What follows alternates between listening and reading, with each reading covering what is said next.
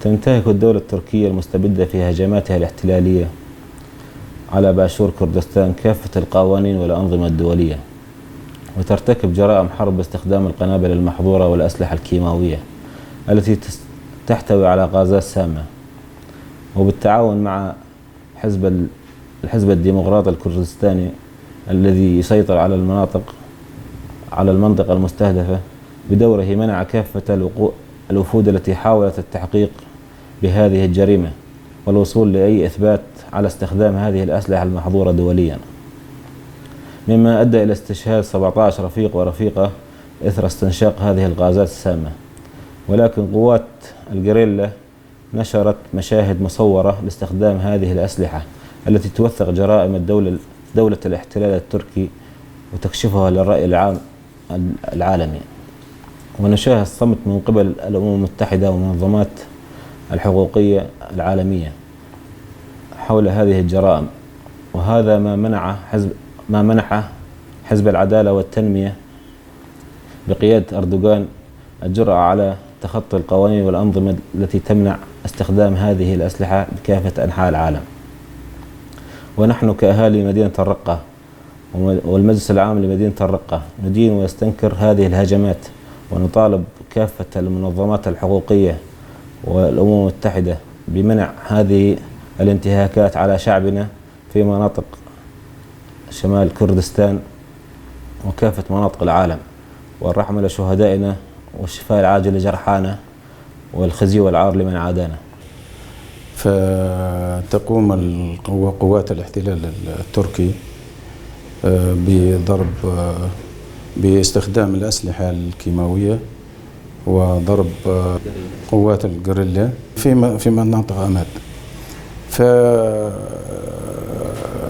فنستذكر نرجع إلى الوراء قليلا أن كانت أسراب الفكر الضلالي كانت هذه الغربان تعبر الحدود التركية وتحمل كل ما هو من شأنه قتل وتدمير وتفجير لأهالينا ومناطقنا. حبينا ننوه على المسألة على استخدام الأسلحة الكيماوية التي تستخدمها القوات التركية لضرب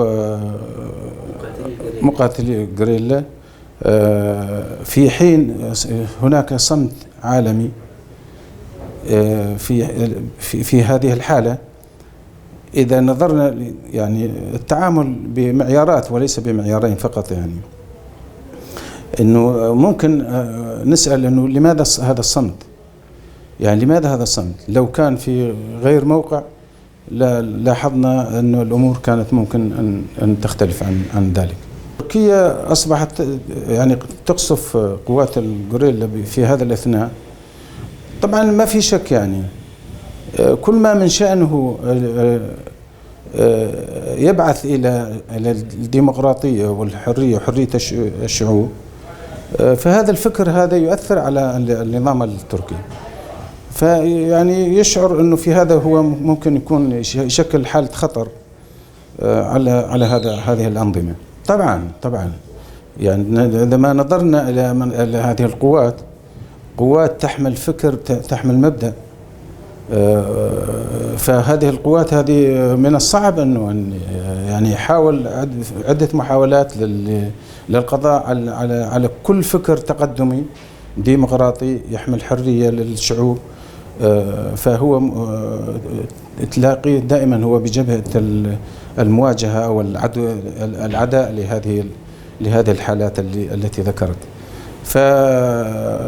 فوجد صعوبة بأنه يتخلص أو أنه يقضي على هذه القوات. لم يجد إلا أن يستخدم الأسلحة المحرمة دوليا. وبهذا الأثناء أنه هناك في صمت عالمي، مصالح أجنبية، في مصالح مع أخذ ضوء أخضر، بمعنى أخذ ضوء أخضر من دول المعنية، دول العظمى، دول المساندة له، كما ساندته في احتلال أراضينا في منطقة الشمال السوري، أيضا سمح يعني أعطوه الضوء الأخضر، سمحوا له في أنه يستخدم الأسلحة الكيماوية والأسلحة المحرمة دوليا. منعوا دخول الوفود للتحقق بالحادثة. رفاقنا أثبتوا هذا الشيء عبر وسائل التواصل، أثبتوا هذه الحالات، وهذه الحالات مثبتة يعني لا يمكن إنكارها يعني، وحالات من هذا النوع لا تنكر يعني بمسألة ظلامية وضلال، وهذا الكلام هذا مستحيل يعني إنه يحسن يغطي على هذه هكذا جرائم. وهذه الجرائم دي معروفة يعني معروفة لدى دول العالم اللي يعطوه الضوء الأخضر. وبعدين النظام التركي يعني مو غريب عليه أنه يعني إذا استخدم بهذه الحالة استخدم الأسلحة الكيماوية، هو استخدم كل أسلحة الدمار في مناطقنا، وعبر الحدود كان يمول الجماعات الإرهابية بكل أنواعها. منذ الأزمة السورية كان هو الممول الرئيسي للوضع في الدمار اللي حصل في سوريا.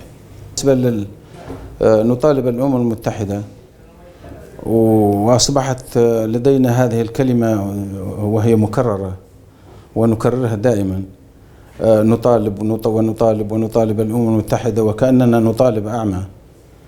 الأمم المتحدة هي ترى بأم عينها ما يجري، لكن لا ندري لماذا هذا الصمت. أنا لا أطالب الأمم المتحدة بالبحث عن الحقيقة، حقيقة ما يجري في من ضرب بالأسلحة الكيماوية.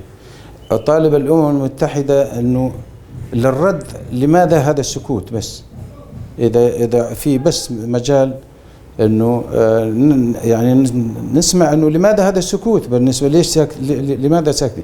لماذا لو كان هذه الحالة في العراق ادعوا أنه كانت في أسلحة كيماوية وهي مجرد ادعاء وليست حقيقة، ودمروا مدينة كاملة بادعاء أنه هذه فيها أسلحة كيماوية وكذا إلى آخره. العملية قضية مصالح وقضية مزاجية.